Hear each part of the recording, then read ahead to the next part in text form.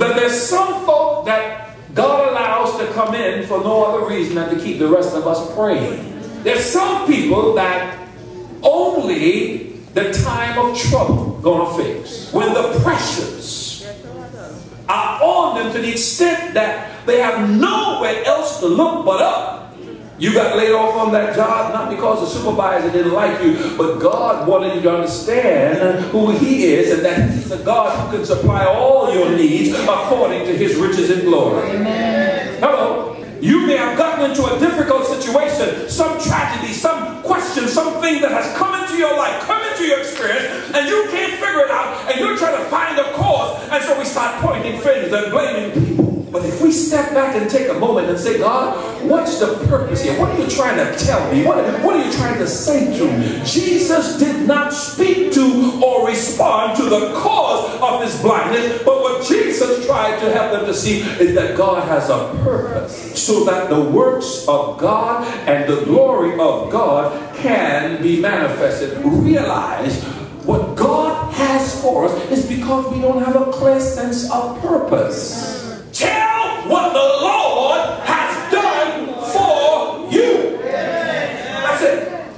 And so the Bible tells us that Jesus tells the man now, he said, now here's what I want you to do.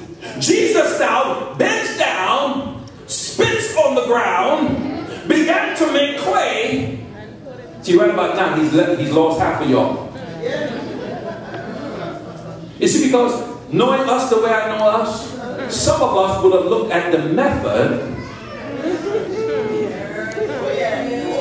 and walked away from Jesus with our blindness intact. And oftentimes, when God chooses to move and to act and to behave in a way that is contrary to what we expect,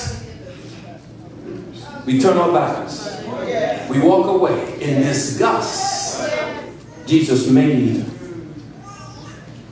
clay, put it on his eyes, and then he says, go wash.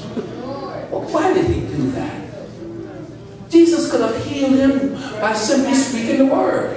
For a man who had been born blind, his whole world was darkness, Jesus, by anointing his eyes and telling him to go wash, was creating in his spirit two things. We said last night, I'll say it again. Number one, anticipation. Number two, expectation.